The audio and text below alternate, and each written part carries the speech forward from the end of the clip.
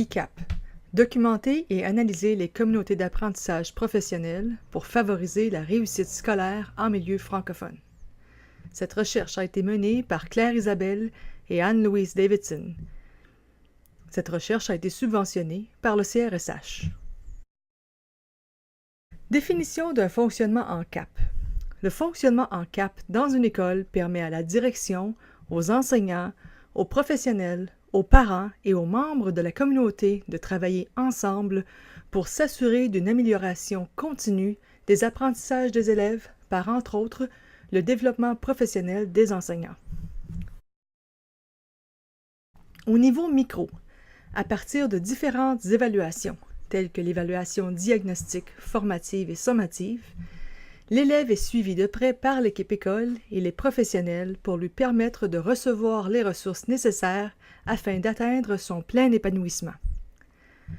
Au niveau macro, ce fonctionnement n'est possible que si l'équipe école reçoit le soutien constant des différents paliers du système éducatif afin de favoriser un travail collaboratif de qualité. A fortiori, la volonté systémique des instances sociopolitiques, économiques et culturelles constitue une condition sine qua non pour instaurer avec succès ce fonctionnement. Cette définition a été inspirée par nos résultats de recherche, mais s'appuie aussi sur les écrits de Dufour et de Leclerc. Au stade 4, la socialisation et le rayonnement s'appuient sur la dernière activité de Garvin qui consiste à transférer les connaissances, c'est-à-dire mettre à la disposition de ceux qui en ont besoin une base de connaissances utiles. À ce stade, il devient crucial d'utiliser la CAP comme facteur permettant le rayonnement et la socialisation avec les membres de la communauté, tels que les membres de la Fédération des parents, des écoles nourricières et des centres d'alphabétisation, afin qu'ils puissent participer de façon démocratique à la vie éducative de leur enfant. Bref, une organisation apprenante ne peut rester en vase clos. Elle doit nécessairement encourager le transfert de ses connaissances et de ses apprentissages. La CAP doit donc s'investir de cette mission de transformation et d'émancipation des enseignants, où ceux-ci s'impliquent non seulement au niveau de l'école, mais aussi au niveau de leur conseil, ainsi qu'au niveau national, voire international. Au stade 4, la CAP démontre sa capacité à s'engager dans des activités démocratiques et participatives avec d'autres acteurs scolaires. La CAP, en tant qu'organisation apprenante, est capable de partager ses pratiques autant que d'être inspirée par les pratiques des autres. Dans le contenu qui suit, nous présentons de brefs exemples de pratiques que nos participants nous ont partagées en réfléchissant à leurs expériences qui contextualisent le stade 4. Comment les membres des CAP échangent des pratiques entre les écoles. Allons voir ce que nos participants avaient à dire à ce sujet.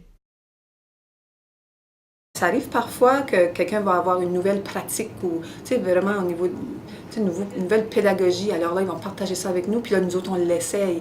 Il s'est même à un moment donné, on est chanceux ici, nous, on a des tableaux interactifs, là, les fameux Smartboards. Puis certaines autres écoles en ont aussi. Donc, il y a eu des échanges entre enseignants. Une enseignante qui se sentait plus à l'aise, par exemple, je me souviens à un moment donné d'enseigner au niveau des angles, elle fait la leçon de l'autre enseignante, de sa collègue via Communicator, un système qu'on a ici là, dans le district. Puis c'est ça, c'est des choses comme ça qui sont intéressantes. Là. Alors, puis partage aussi souvent, si on monte une activité qui a bien fonctionné, on va le partager, on va dire comment ça s'est passé, mais s'il y a du matériel à rattacher, on partage ça aussi. Alors, c'est intéressant, surtout quand tu viens d'une école où est-ce qu'il y a seulement une 5e année, là, seulement une classe par niveau, donc c'est ça qui est riche là, à ce niveau-là. Moi, dans mon cas, là, c'est vraiment intéressant. Quelles ressources sont offertes ou sont nécessaires pour que l'échange entre les CAP soit possible? Allons voir ce que nos participants avaient à dire à ce sujet. Maintenant, c'est ces belles données-là. Et là, maintenant, on se dit, bon, qu'est-ce qu'on fait avec un petit Vincent là, qui tout de suite, il ne réussit pas. Donc, à un moment donné, là, les équipes, là, il manque d'idées. Donc, entre eux, ça vient qu'on épuise les idées, sauf que là, je commence à voir des écoles qui vont aller voir des pratiques dans d'autres écoles. Comme exemple, j'ai des écoles qui aussi ont brassé beaucoup au niveau d'intervention et ils ont implanté des blocs de littératie. Donc, des blocs d'apprentissage en littératie qui fait en sorte que ces écoles-là ont démontré une augmentation drastique au niveau des résultats. Donc, j'ai cette ouverture-là maintenant au niveau de mes écoles de visiter et de partager ces pratiques-là entre écoles. Et ça, on soutient ça. On va donner les ressources, justement, de permettre ces enseignants-là d'aller visiter dans d'autres écoles. On paye les frais de suppléance. On encourage, justement, ces visites-là qui sont très, très fructueuses. Et ça, pour moi, c'est une retombée, justement, des CAP parce qu'on a réussi à briser cet isolement-là au niveau de l'école et on est en train de voir cet isolement-là s'effriter maintenant entre les écoles. Qui, pour moi, est très, très intéressant. Numéro 1. Là, Mme France, qui est l'agente pédagogique en mathématiques, nous a envoyé un courriel disant qu'on ne devrait pas voir la décimale là, dans l'argent au premier trimestre. On mettrait juste 5 6 5 avec le... On fait ça. Moi, les jeunes ont fait le lien. Ben oui, mais ça arrive juste, ouais. Puis je leur ai montré moi, j'ai compris qu'on ne pouvait pas mettre 5,15. 5 et 25, ouais, 5 ça. et 25, Ouais. ça. Les CAP permettent aux enseignants de ne pas travailler en vase clos. Les membres de la CAP réfléchissent à des problématiques ensemble, ce qui favorise une pédagogie de haute qualité et permet la réussite de tous les élèves. Dans la capsule vidéo qui suit, observez comment la CAP se penche sur un problème de l'enseignement des mathématiques. Moi, j'avais envie de le laisser parce que c'est comme un préalable. Là. Puis quand on va faire notre retour, on peut dire, là, au premier trimestre, on n'avait pas de sous, mais après Noël, il va l'avoir. On leur dit souvent, si vous faites une addition en ligne, faites sûr que vous mettez la virgule sur la virgule. C'est ça qu'on discutait tantôt. Là. Là, moi, je mettais beaucoup d'emphase là-dessus, sur l'addition, la soustraction des nombres décimaux, ta ligne, tes virgules. Mais là, maintenant, avec leur nouvelle façon de calculer, là, Mais là, de toute tu façon... parler d'algorithme, là? Non. Mais là, comme tout de suite, il n'y a pas de sous, fait que c'est simple, puis... Mais est-ce qu'on va pouvoir le dire après Noël, ceux qui sont au symbolique? Là? Parce que j'ai quelques élèves, quand même, qui additionnent un au-dessus de l'autre. Fait que là, on va-tu les aligner avec la virgule ou pas? Parce que... Il va falloir qu'ils comprennent que les dixièmes, Mais il va falloir qu'ils additionnent ces dixièmes, ces centièmes. Mais c'est que tu n'as pas besoin de dire. C'est parce que là, tu vas aller voir un élève qui l'a fait en dessin, puis un élève qui l'a fait comme ça, puis là, qui l'a pas réussi, puis un qui a réussi, disons, parce qu'ils ont aligné. Là, c'est pas la différence entre les deux. Fait que là, tu montes. Puis là, ils vont remarquer que... Fait que t'as rien dit, là, toi. OK, c'est ça. On dit souvent que l'enseignement est un travail isolé. Le fonctionnement en CAP permet aux enseignants de partager leurs pratiques, de s'inspirer des pratiques des autres et d'ajuster leur intervention pédagogique. Ainsi, les façons de faire du groupe influencent les pratiques individuelles et vice-versa. C'est quoi, il y a de la misère à voir que, tu sais, ce côté-là, il faut qu'il soit égal à ce côté-là. C'est parce qu'on est habitué que quand il y a égal, il faut qu'il mette une réponse. Oui. Fait qu'il additionne ça, ils mettent la réponse. Là, je dis, ouais, mais vérifie. Ils font aussi, ça, hein? oui, ils mettent la réponse là. Ouais. Mais C'est c'est quelque pas... chose de... C'est quand même plus Moi, complexe je que l'avais juste fait une dans deux opération. assiettes. Ouais, à chaque barre de gaz, c'est une bonne idée.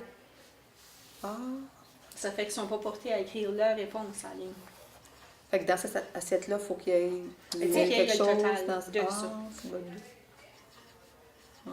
Puis il faut qu'il y ait la même chose dans les Avec deux des assiettes. poids ou... Comme avec les assiettes à poids? Puis dans tes assiettes, ils faisaient Ben quoi? oui, ils mettaient leur matériel de base 10 là, Dans l'assiette. dans l'assiette. Ça fait Ah, bonne idée. Ah, Ils se dessinaient là. Des petits bouts de papier. Puis là, j'ai pas de matériel assez pour tout le monde. Ça fait que ce sont des planches. Les élèves qui sont à l'aise avec le symbolique pourraient même calculer Ah oui, il y dedans. en a qui l'ont fait directement symbolique. Ah, wow. Ils l'ont pas fait en matériel. On pourrait mettre des post-it, fait qu'ils peuvent les utiliser. Ouais. Ah, c'est bon. Au regard de la capsule vidéo que vous venez de visionner, pouvez-vous imaginer comment une telle rencontre pourrait avoir lieu avec les enseignants de plusieurs écoles? Pouvez-vous imaginer comment vous pourriez impliquer les parents ou d'autres personnels scolaires? À la fin du stade 4, les questions à poser sont les suivantes. Le leadership de la direction est-il partagé avec les enseignants et les membres de la communauté? Comment avons-nous fait connaître nos rencontres CAP aux parents, aux enseignants et aux directions des écoles nourricières, aux conseils, etc.? Est-ce que les parents, les enseignants et les directions des écoles nourricières et d'autres écoles ont participé à notre travail en CAP? Quel type de propositions sont partagées par les membres de la communauté?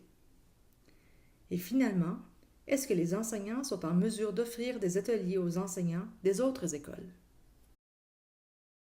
Nous souhaitons remercier les écoles participantes ainsi que le CRSH pour avoir subventionné cette recherche. Cette recherche a été menée par Claire Isabelle et Anne-Louise Davidson.